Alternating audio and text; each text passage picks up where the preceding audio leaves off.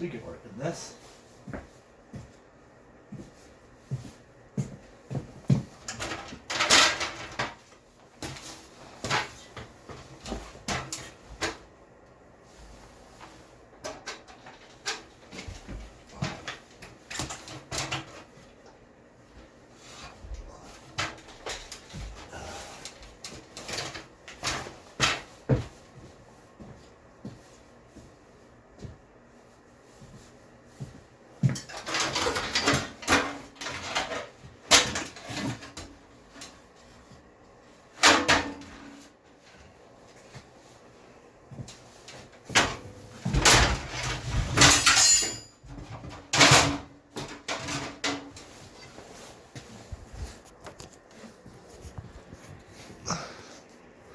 So we got 3.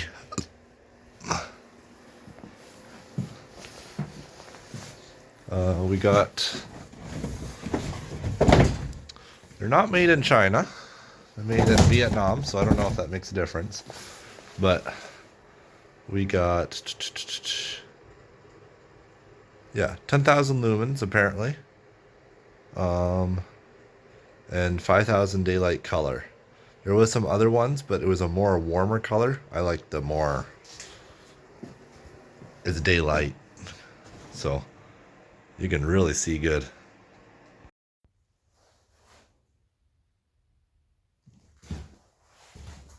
So, we're gonna call it done.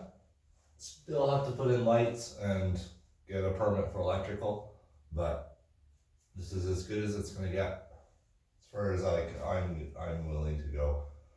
But yeah, just thought I'd go through some of the tools that I've used. So obviously, digging the hole, backhoe, the little Kubota B7100 I have. Dig the hole, then you need to level it off.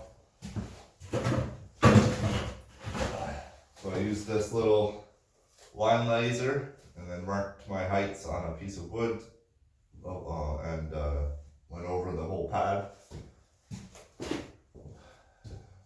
Then after that, I used some concrete stakes. Used obviously a mini sledgehammer to put those in, level them off.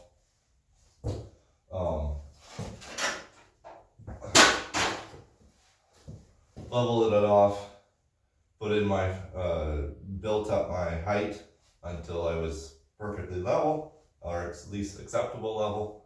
Then put in my concrete stakes, put in my concrete forms around the base.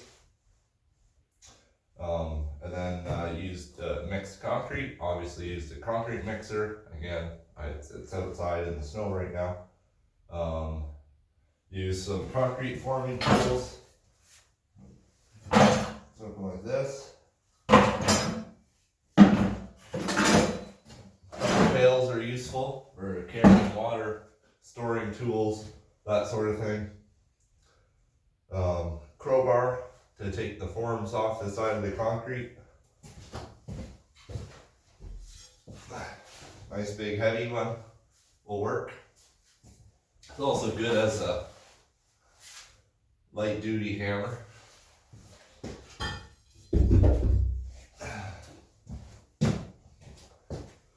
Putting up the walls, hammer stapler, very useful to tack on the insulation, like not the insulation, the foam paper along the bottom underneath. Also handy for tacking on Tyvek, plastic wrap, all sorts of things. Used a hammer. I can't find my hammer right now. It's somewhere else in the car or in the truck or in the trailer, somewhere like that. Used a bunch of 3-4 inch nails, something like that. They're in a box over there. Another very important piece, impact, and of course some good quality bits. I went through, I think 4 bits total, which might be a little excessive, but some of the tight places you can't always get a good grip. But yeah, impact, 100% necessary. But yeah, most of the walls have nails in them. Impact wasn't so important until putting the siding on. Another important piece was, where is it? Again, this is how it goes. You lose your tool, you spend 5 minutes looking for it, and then you find it. Anyways, chalk line, very important. Also very important is measuring tape.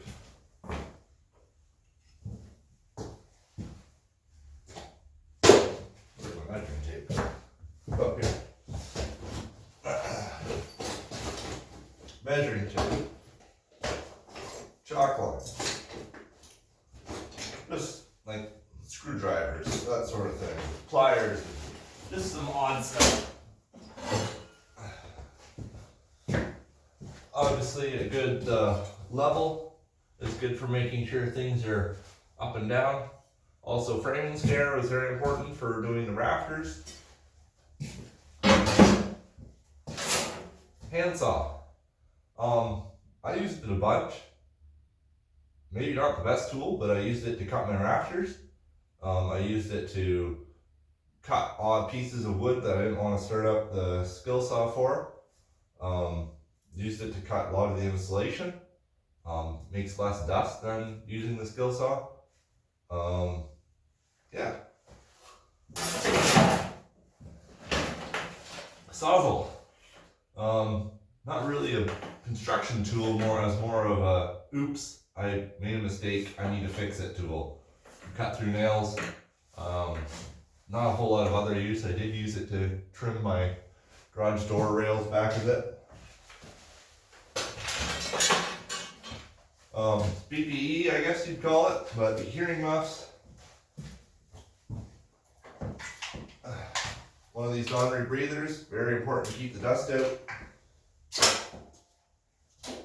I guess gloves would go on that, but I only really use gloves for when it's cold out. Grinder, I use that to cut a lot of the quite a bit of the roof, and it's also useful to cut the wire mesh that's in the concrete.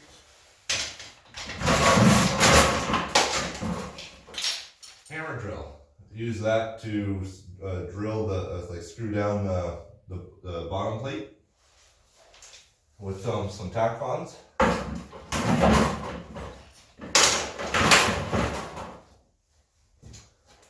Moving on, let's see. What do we do next?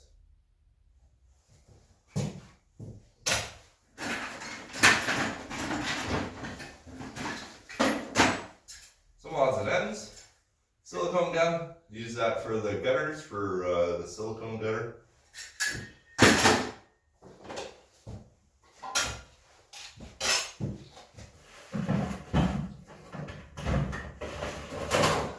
Very important. Didn't realize how important it would be, but turns out I have a straight, a left and right hand cut tin snips.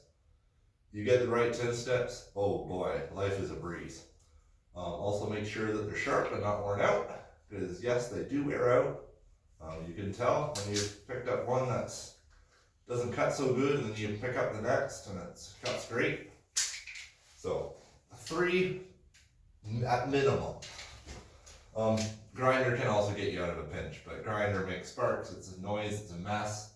Sometimes you can't do detailed work with it. This is a little bit slower. Also very important, step ladder. I also had I think it's a 10-foot ladder, like an extendable 10-foot ladder to get to the ridge cap, that sort of thing. I did rent the brake for making the trim. There's that. Very handy piece of equipment was this planer. Makita, what is it? It's a Makita 2030. 12-inch planer, 6-inch jointer. Don't need really the jointer, you could probably get it with a planer. You could use the box store type planer, but lunchbox style, but this is gonna last a lot better. I've done the entire outside with this thing, and it's also done other projects in the past. Just very handy, and it's basically the same cost. You can sometimes find those between $400 to $700. 400 would be a little bit cheap. You might need to do a little bit of refurbishing, but 700 you should be able to get one decent. You'll have to wait though. It's not you're not going to get one within a month or two. You'll have to wait a year before you find one for that price. What else? Heavy impact gun for driving bolts for the garage door. A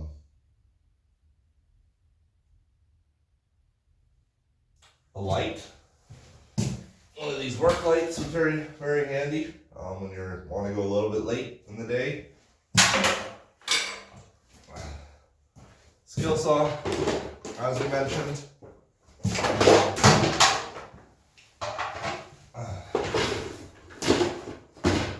I did buy a table saw.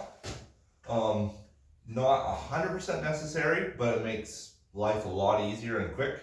I didn't need it until ripping the battens for my siding. That made that so much easier than using the skill saw. Skill saw, you're gonna get slightly wavy. Table saw with a fence, you can get very straight very quickly. Miter saw, I did use it, but it's not, I wouldn't say it's necessary. It's only just a little bit more convenient sometimes to put something on the ground, zip it off. It would take 2 extra seconds to hold it and use a miter saw that way. So not necessary, but it is handy. Broom for cleaning up. And that's really it. There's not a whole lot of tools, like other than the backhoe and the concrete mixer and the brake. It doesn't take up a lot of space. And yeah, some of them are missing, like a hammer. But it doesn't require a whole lot of tools to build a shed.